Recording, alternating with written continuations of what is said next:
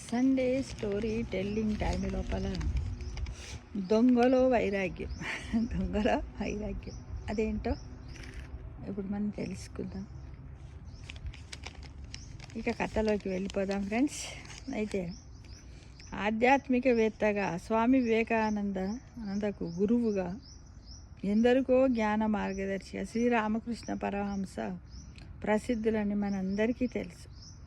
అతను ఏం చేశాడు? భక్తిని, ఆధ్యాత్మికతను బోధించడం కోసం వివిధ సందర్భాలలో ఆయన చాలా కథలు కూడా మనందరికీ ఎంతో ప్రాచుర్యం పొందాయి, ప్రచారంలో ఉన్నాయి.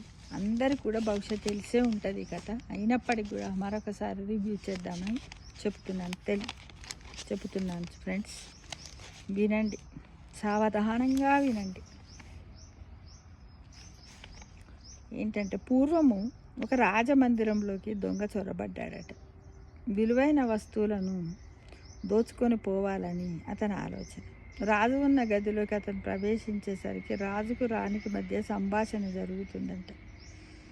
ఏమని? రాజ్యము సంపద ఎల్లకాలం ఉండవు, దేవుడి కృపే మనకు తోడుగా వస్తుంది. కాబట్టి మన కుమార్తెను నదీ తీరంలో నివసిస్తున్న సాధువుల్లో ఒకరికి ఇచ్చి పెళ్లి చేస్తాను. రేపే మన ప్రతినిధులను అక్కడికి పంపుతానని రాజు రాణిగారితో చెప్పడం ఆ దొంగ విన్నాడట. ఈ సమయంలో నేను ఇక్కడికి రావడం నా అదృష్టమని ఎవరు అనుకున్నారు? దొంగ. ఏకంగా రాజకుమార్తెను పెళ్ళాడే అవకాశం రాబోతుంది అనుకొని తెల్లవారు ఏం చేశాడు? సాధు వేషం వేసుకొని రేపు ఉదయం నదీ తీరానికి వెళ్ళి కూర్చుంటాను, రాజకుమార్తెకి నేనే తగిన వారునని రాజు అతని పరివారం భావించేలా నటిస్తానని ఈ దొంగ అనుకున్నాడు. పొద్దున్న లేచాడు, తయారయ్యాడు, తయారయ్యి ఎక్కడికి వెళ్ళాడు? నదీ తీరానికి వెళ్ళాడు. అక్కడ కూర్చున్నాడు అనమాట. ఎక్కడ? నదీ తీరం లోపల కూర్చున్నాడు. నదీ తీరంలో కూర్చుందామనుకున్నాడు.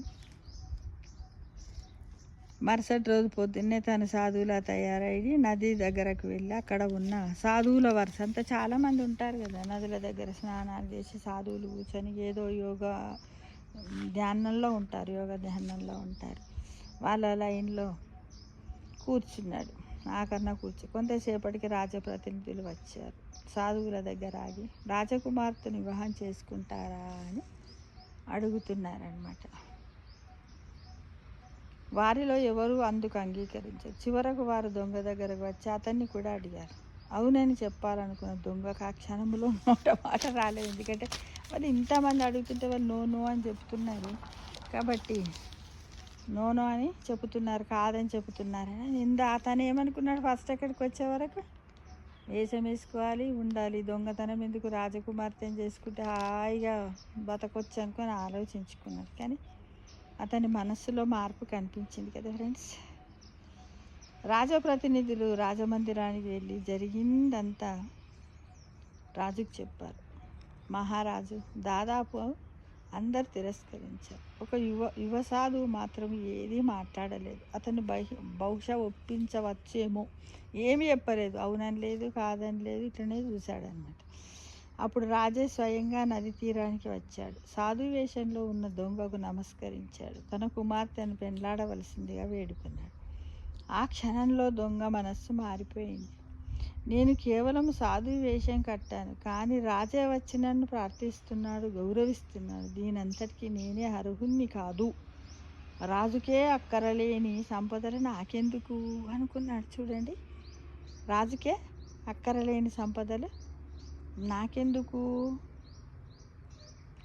ఈ క్షణము నుంచి నేను సాధువుగా మారిపోతాను అనుకున్నాడు. ఈ ఆలోచన అతన్ని తీవ్రంగా ప్రభావితం చేసింది. మోసగించి రాజకుమార్తెను పెండ్లాడాలనే ప్రయత్నాన్ని విరమించుకున్నాడు. రాజు ప్రతిపాదనను తిరస్కరించాడు. మిగిలిన సాధువులతో కలిసి సాధన చేసి కొంతకాలానికి అందరికీ గౌరవనీయుడిగా మారాడు. చూడండి, ఈ కథను రామకృష్ణ పరమహంస గారు తన శిష్యులకు వివరిస్తూ మనిషిలో వైరాగ్యం ఎప్పుడు వస్తుందో, మంచి పనుల పట్ల, దైవం పట్ల ఎలా ఆకర్షితులవుతారో ఊహించడం కష్టం. ఒక్కొక్కసారి తప్పుడు మార్గంలో మనం ప్రయాణించాలనుకున్నా దైవ సంకల్పం మనల్ని మంచి దారిలోకి మళ్ళిస్తుంది, ఉన్నతులుగా మారుస్తుంది అని చెప్పారు. కానీ ఈ కథను మొదలుపెట్టినప్పుడు మనం ఏమనుకున్నాం? నిజానికి చెప్పాలంటే మనకి సడన్గా ఏం ఆలోచన, అమ్మో చూసినావా ఈ దొంగ మరీ డబ్బు ధనాన్నే కాకుండా మనుషులనే దోచుకొని మొత్తాన్ని రాజ్యాన్నే దోచుకుందాము అన్నట్టుగా ఈ కథ వింటూ ఉన్నప్పుడు నేను అనుకుంటా చాలామందికి అదే థింకింగ్ వస్తుండొచ్చు. ఇంకేంది హాయిగా పోతాడు, రాజుని మోసం చేస్తాడు, రాజకుమార్తెలు పెళ్లి చేసుకుంటాడు, మంచిగా ఉంటాడు అని అనుకుంటారు కదా ఫ్రెండ్స్. ఎందుకంటే మనం ఫస్ట్ ఆఫ్ ఆల్ మనకి ఏమైతుంది, ఫస్ట్ మనకి నెగిటివ్ థింగ్స్ ఎక్కువ వస్తాయి కదా ఫ్రెండ్స్. ఆ విధంగా ఊహిస్తారనుకుంటాను.